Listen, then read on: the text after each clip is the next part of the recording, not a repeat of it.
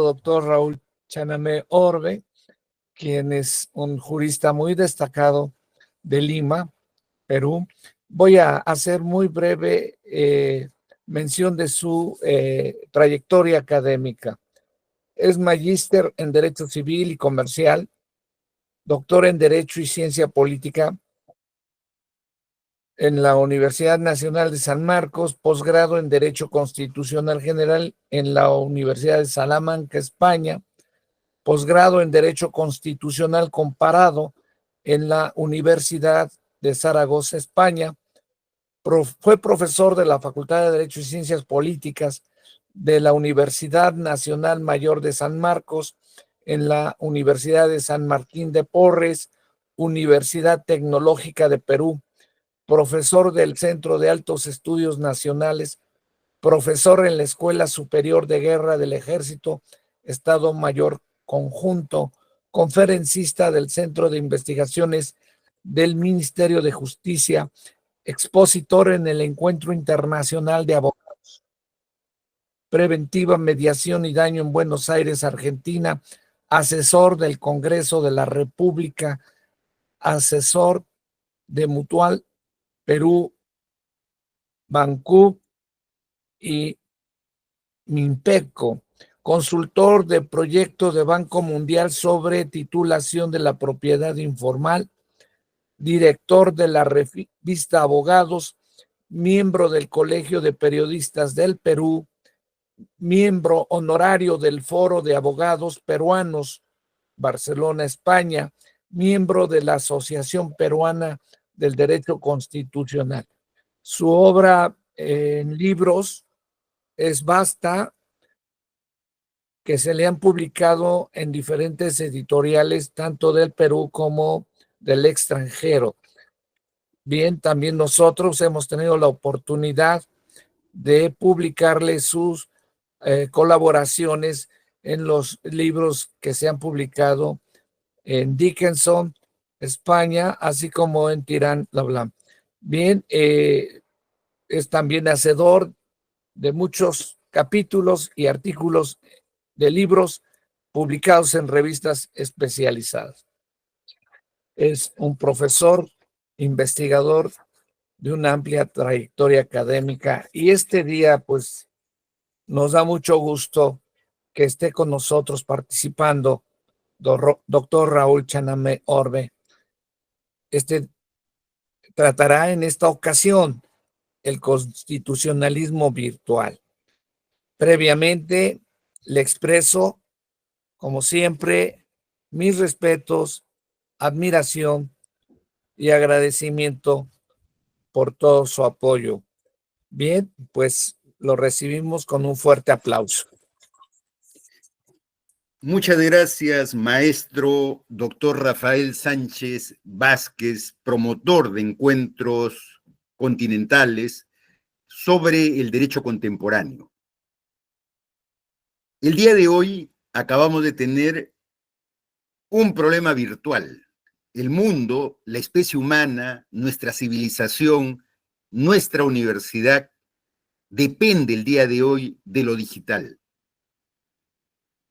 Y ya hay robots que son mozos, robots que conducen autos, y todavía no existe una responsabilidad civil para esos robots o esos mozos que pueden cometer por impericia excesos y daños.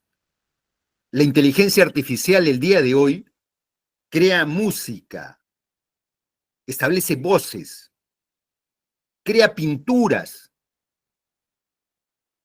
se pueden hacer tesis de doctores de manera inédita.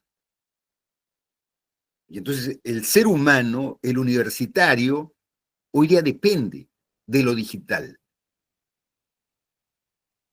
Pero esas creaciones digitales carecen de un soporte normativo, carecen de un derecho de autor, por ejemplo, en relación a estas creaciones de la inteligencia artificial. En otro extremo, no hipotético, no utópico, el día de hoy se hacen transacciones mundiales con el Bitcoin. Hay bancos de Bitcoin. Se compra con Bitcoin.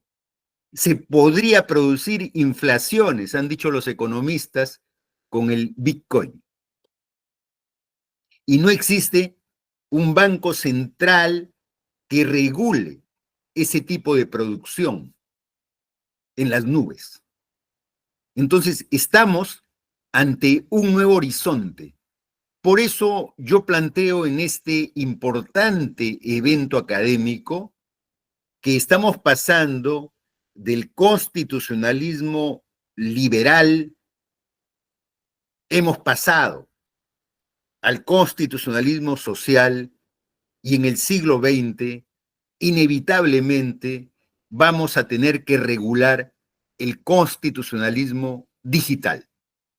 Esa es la tesis que traigo esta tarde y voy a hacer un resumen de la ponencia y lo sintetizo de la siguiente manera. Quiero definir qué es el constitucionalismo digital. Siguiente lámina, por favor. Son principios, valores y normas constitucionales que se buscan aplicar en la era digital para garantizar nuestras libertades y nuestros derechos. Cómo estos principios que están en la red, que están en la nube, pueden ser garantizados por nosotros. ¿Cuáles son los objetivos del constitucionalismo digital? Objetivos, por favor. Proteger los datos de todas las personas en general. No de un país, no de un país, sino los datos personales que no necesariamente están en el territorio mexicano, en el territorio peruano, sino que están en un nuevo horizonte que no está previsto por el constitucionalismo clásico. En segundo lugar, el que se permita el acceso a la información pública. Y la información pública viene a ser más de la información pública territorial. Un tercer objetivo es la igualdad de acceso a las tecnologías de la información y la comunicación, porque allí también se puede marcar una nueva diferencia y discriminación. Aquellos que tengan acceso a las tecnologías más avanzadas de la información y aquellos países o personas que se queden rezagados en relación a esta información. En esa misma perspectiva, hay que prevenir el monopolio o el control o la censura de la información, porque quien maneja las tecnologías puede manejar la información. Quien maneja la tecnología puede crear la posverdad, ¿no? Que al solo hecho de repetir se puede convertir en una verdad. Estamos incluso cambiando de definiciones. Hoy día hablamos de posverdad, como esta mentira recurrente y permanente que se hace a veces en la red. ¿Qué requerimos como objetivo? Que exista una transparencia digital para permitir la igualdad y la libertad de los usuarios de la red. ¿Cuáles serían los principios que deben guiar a este constitucionalismo digital? La neutralidad de la red.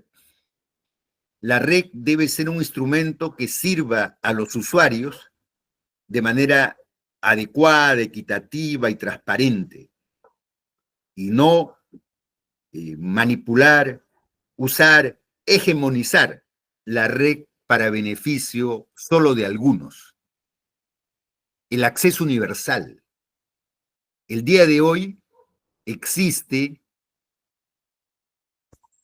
una ciudadanía política en cada país, pero también necesitamos reconocernos universalmente como usuarios de la red. El día de hoy, un argentino, un mexicano usan la red. Somos sujetos que nos empatamos y nos hermanamos por la red. Necesitamos un acceso universal en la red. En tercer lugar, hay que estandarizar las tecnologías de la información. Por ejemplo, la Unión Europea ha establecido que los enchufes de los teléfonos sean universales, sean únicos. No tengamos que estar comprando para cada teléfono un nuevo enchufe. Eso, por ejemplo, es estandarizar las tecnologías para hacerla accesible, para hacerla igual a los usuarios de la red. El otro tema que debe garantizarse es la seguridad de los datos. Acaba de quebrar un banco en un país europeo porque su fuente de información ha sido asaltada por ciberdelincuentes. Se requiere una seguridad de las data, se requiere políticas mancomunadas para garantizar estos temas en relación a las libertades y derechos que se juegan al interior de la red.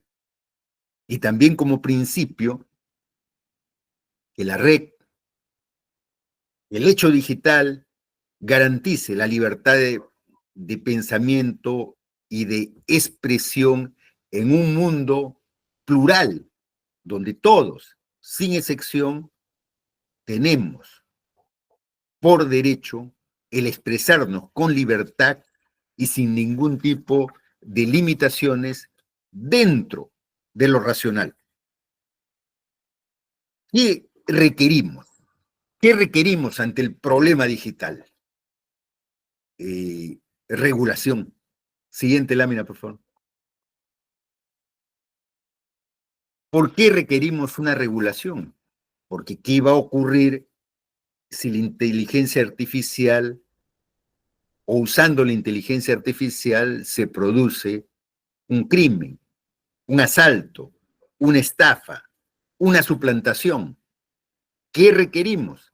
Requerimos una regulación de carácter universal. Por eso ya hay discusiones en foros internacionales para establecer tratados internacionales específicos sobre la red. Ya Naciones Unidas ha establecido tribunales arbitrales sobre la red para ventilar estos hechos que muchas veces se puede asaltar, penetrar una base financiera en Madrid, transportarlo a Hong Kong y disfrutar de ese latrocinio en Moscú. Necesitamos tratados internacionales para poder regular este hecho inédito, nuevo, masivo, generalizado, que es la red. Por eso ya existe en algunas constituciones un movimiento para constitucionalizar lo digital. Por ejemplo, en el caso peruano, ya se ha establecido como un derecho social el derecho de acceso a Internet. Algunos juristas han dicho que no debería ser un derecho social, sino también un derecho fundamental. Es un tema en discusión, ¿no? ¿Cómo constitucionalizamos lo digital? ¿Cómo empezamos a ver el tema del habeas data en relación a proteger datos o liberar información? Por eso, los países que han establecido el habeas data han evidenciado la evolución del habeas data en relación a los tipos de habeas data. El colega Peirano ha trabajado los tipos de habeas data y desde que sacó la tesis de los tipos de habeas data hasta el día de hoy, creo yo que hay no menos de 15 tipos de habeas data en relación al uso de lo digital y la información. En los países nórdicos, por ejemplo, se han creado la Defensoría de los Datos. Me parece eso un elemento importante para proteger a los vulnerables que llegamos a ser todos si es que no se protege y maneja adecuadamente los datos y la información personal, íntima, reservada o secreta que todo ser humano tiene derecho a tener. Por eso, por ejemplo, en Alemania se viene discutiendo el tema del olvido digital. El olvido digital. Y se ha planteado ya algún tipo de controversia legal en relación a qué ocurre con las personas y su información cuando fallecen. El tema ha quedado planteado en los siguientes términos. ¿Qué ocurre en mi caso si yo muero? He acumulado durante los últimos años mucha información. Cartas, WhatsApp, correos electrónicos, fotos, testimonios. ¿Qué ocurre con esa información? ¿A quién le pertenece esa información? ¿Le pertenece al repositorio?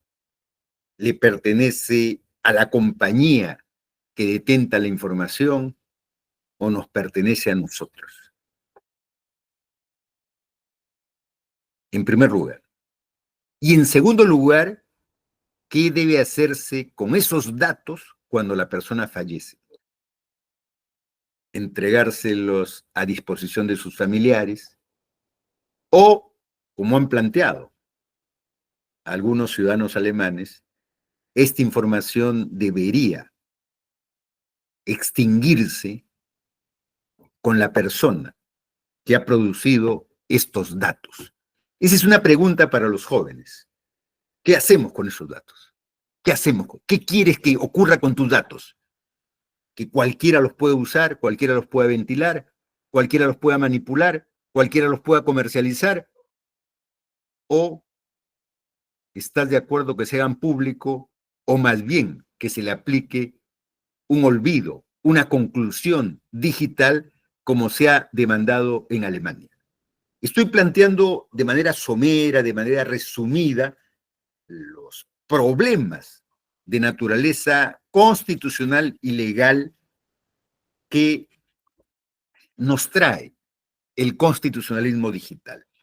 ¿Cuáles son los desafíos que enfrenta la civilización humana con estas tecnologías que son aceleradas, rápidas, masivas, que es necesario hacer compatible el avance tecnológico con las libertades tradicionales y clásicas que todos los que estamos acá hemos defendido?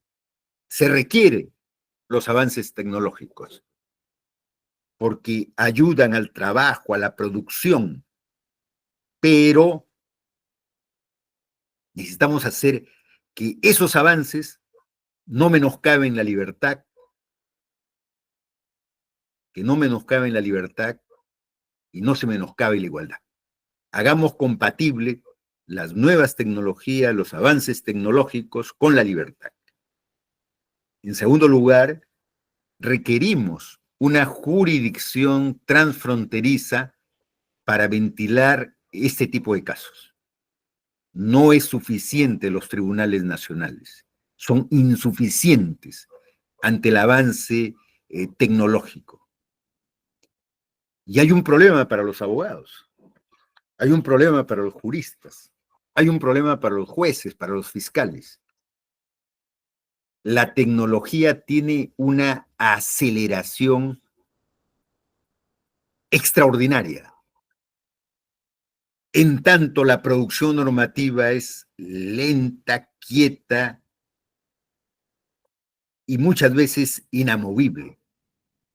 Necesitamos una normatividad abierta que permita encarar la evolución de las tecnologías. Se calcula que en 5 o 10 años el avance tecnológico va a ser de tal magnitud que no vamos a reconocer los hombres del 2024 a la tecnología que habrá en el 2034. Por lo tanto, necesitamos, los hombres de derecho, empezar a establecer principios que permitan el avance tecnológico, pero también que pongan límites al abuso que se puede hacer de las tecnologías. Y otro desafío está en la educación. La educación tiene que transformarse radicalmente. Tenemos que transformar la educación. Hoy día, por ejemplo, hay grados virtuales. Hoy día se juzga virtualmente. Hoy día hay sentencias virtuales. Y entonces la educación, por ejemplo, en el ámbito jurídico, tiene que transformarse. Ya se usa la inteligencia artificial para determinada fundamentación, para determinada argumentación. Y entonces no podemos seguir en la visión tradicional, quieta, del estudiante de derecho, del estudiante de los códigos, porque más rápido en encontrar el artículo, en racionalizar, en explicar el artículo, puede ser la inteligencia artificial. Pruébenlo y se van a dar cuenta que está compitiendo con nuestra actividad profesional. Por eso necesitamos hacer compatible estos avances y hacerla compatible con la educación. ¿Por qué?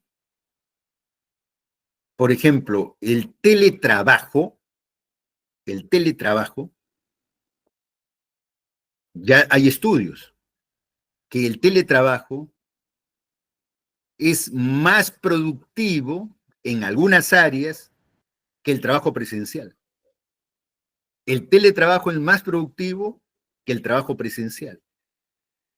Lo que presencialmente se hacía en una actividad, transportarte de tu domicilio al trabajo, llegar cansado, llegar extenuado y producir, es más fácil hacerlo desde el hogar y eso te puede volver, como ya está estudiado en algunos casos, más productivo.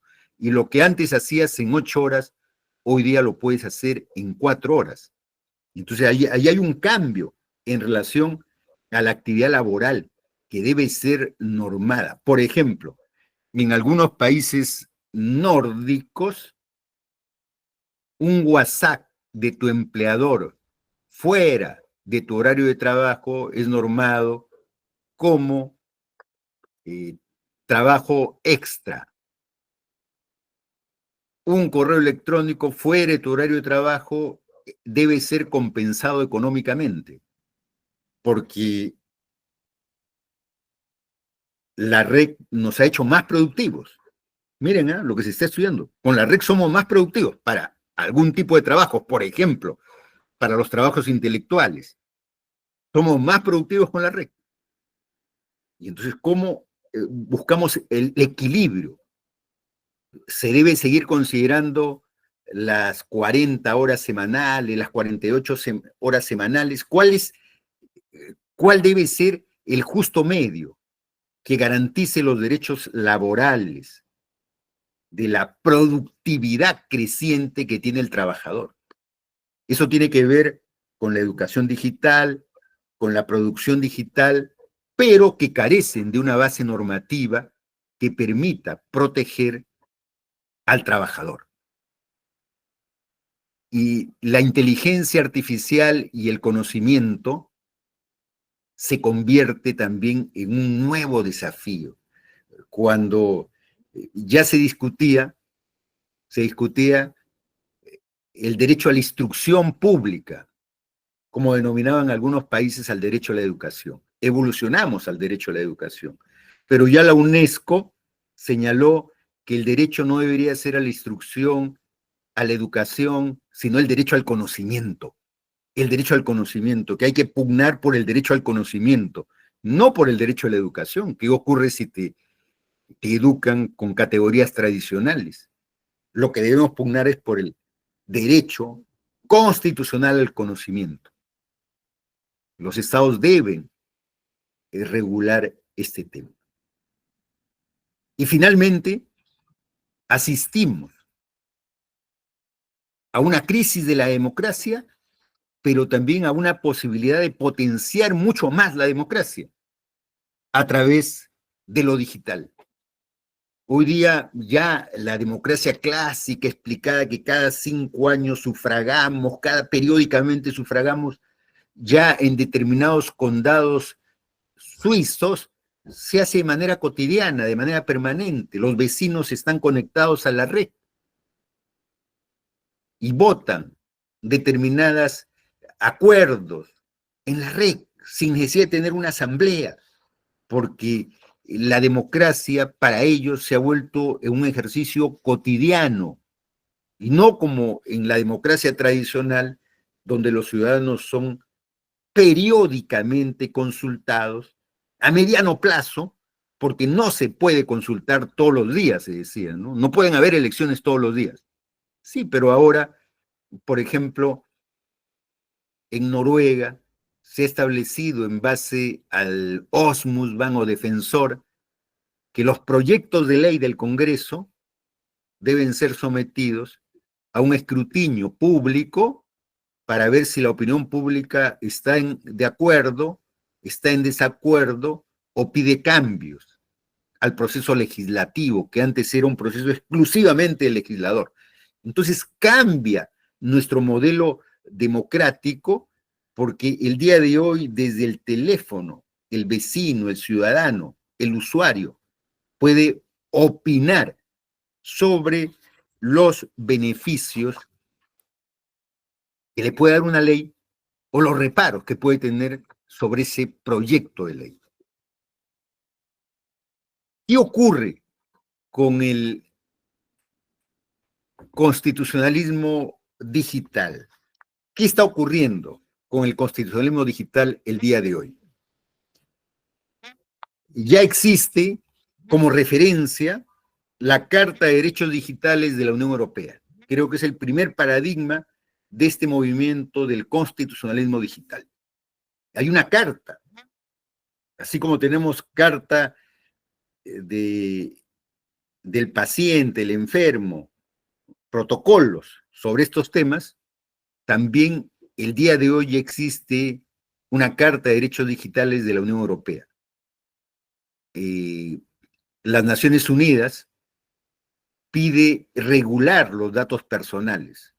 Ya en California, en los Estados Unidos, se ha dado una ley sobre la privacidad de datos en California, que apunta a garantizar lo digital con las libertades constitucionales. Y en el caso peruano, también estamos en discusión la Carta de Derechos Digitales del Perú. Esa carta se inscribe en lo que yo denomino el constitucionalismo digital. El constitucionalismo ha pasado por el constitucionalismo liberal, por el constitucionalismo social, y el día de hoy, creo que en el siglo XXI asistimos al constitucionalismo digital. Yo les agradezco por la generosa atención y saludo al doctor Rafael Sánchez Vázquez, que periódicamente nos hermana para que diversos colegas de muchos países del mundo puedan expresar sus puntos de vista en relación al quehacer jurídico, nacional e internacional. Estimado Rafael, muchas gracias por tu generosa atención. Muchísimas gracias, doctor Raúl Chanamé Orbe. Como siempre, excelente. Pues solo me resta expresar una vez más mi admiración, mi respeto y cariño de siempre. Un fuerte abrazo y aplauso.